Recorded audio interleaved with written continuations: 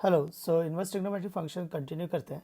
Next कुछ standard functions हैं, standard inverse trigonometric functions हैं जिनको हमें जिनकी डोमेन रेंज और उनके बिहेवियर को समझना है। तो जैसे फर्स्ट है y is equal to sine inverse x, y is equal to sine inverse x.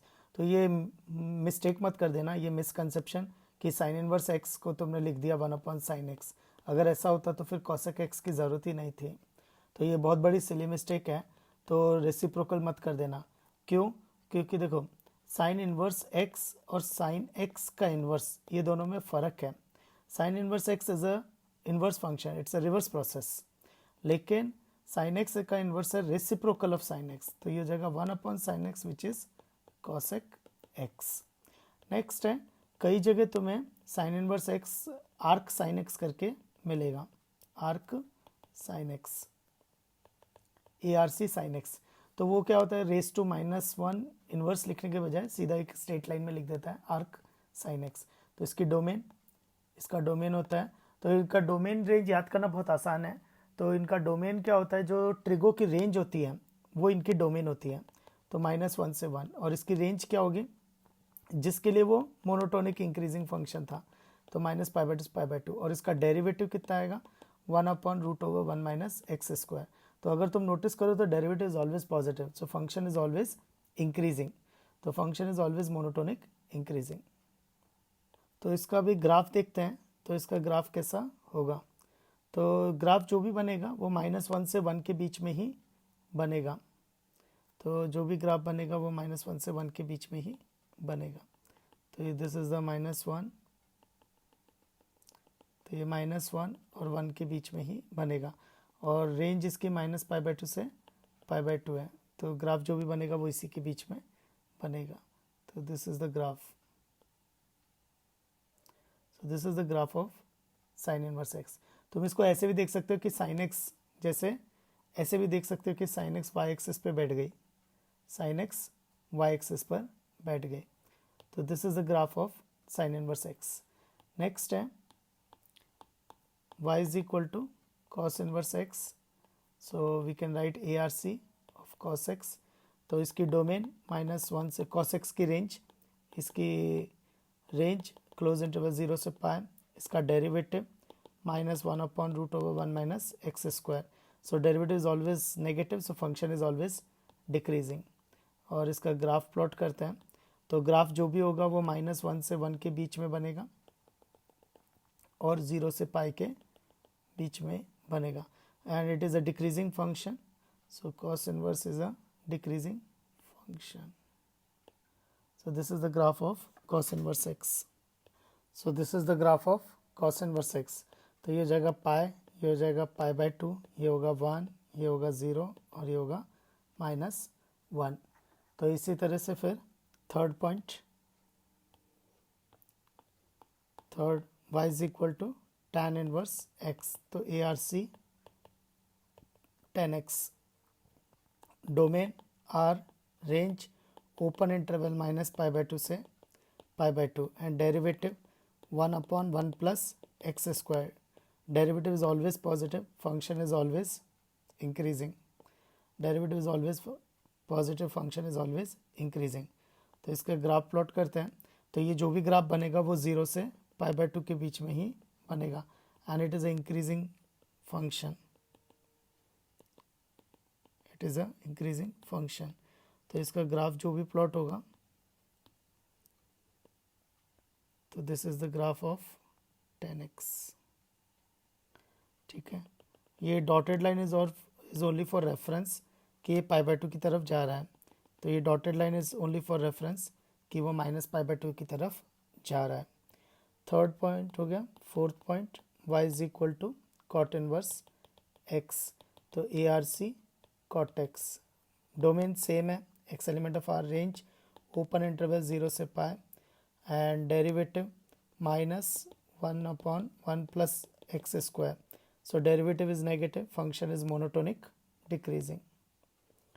तो derivative is negative, function is monotonic decreasing, और इसका ग्राफ जो भी बनेगा वो 0 से पाई के बीच में बनेगा, 0 से पाई के बीच में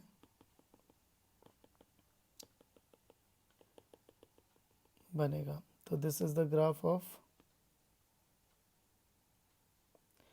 कॉट इनवर्स एक्स, और ये dotted line only for reference, तो 0 से पाई, ये 0 है, कट कहाँ पे करेगा, पाई बाय 2 पे। The solid line is the actual graph and the dotted is only for reference कि ये पाई की तरफ जा रहा है। तो this is the cot inverse x. Fifth point है y is equal to sec inverse x. तो इसको शॉर्ट में लिखते हैं आर्क सेक एक्स। तो इसकी डोमेन क्या होगी, जो सेक एक्स की रेंज होती है, तो वो होता है माइनस इन्फिनिटी से -1 close interval union close interval 1 से इन्फिनिटी। इसको शॉर्ट में ऐसे भी लिख सकते हैं, mod x is greater than equal to 1। Range जो कॉस की रेंज होती है, कॉस इनवर्स की रेंज होती है, तो कॉस इनवर्स की रेंज 0 से पाई, लेकिन सेक एक्स पाई बाय 2 लेता नहीं है, तो पाई बाय 2 देगा भी नहीं, तो पाई बाय 2 मिसिंग होगा, तो minus pi by 2। And derivative d y by d x is equal to 1 upon mod x root over x square minus 1। So derivative is positive, function is increasing. तो एक चीज़ notice करना, जितने भी को वाले हैं, जितने भी को वाले हैं उनके डेरिवेटिव नेगेटिव हैं, दे आर डिक्रीजिंग फंक्शन, और जो बिना को वाले हैं दे आर इंक्रीजिंग फंक्शन। तो इसमें ग्राफ बनाते हैं अब सेक इनवर्स एक्स का। तो ग्राफ कैसे प्लॉट करेंगे कि ये ज़ीरो और पाई एंड पाई बाय 2 मिसिंग है, तो पाई बाय 2 पे डॉटेड लाइन आएगी, पाई बाय 2 मिसिंग है। नेक्स्ट ये 1 के आगे बनेगा और -1 के पीछे बनेगा, तो 1 के आगे और -1 के पीछे। नेक्स्ट इसकी मैक्सिमम वैल्यू कहाँ जा रही है, पाई तक जा रही है। तो कैसे देखेंगे, तो मैंने 1 रखा, sec inverse 1, sec inverse 1, sec inverse 1 वो एंगल जिस पे 1 देता है 0, तो 1 पे 0 देगा, और जैसे, और ये इंक्रीजिंग फंक्शन है, तो दिस इज द ग्राफ।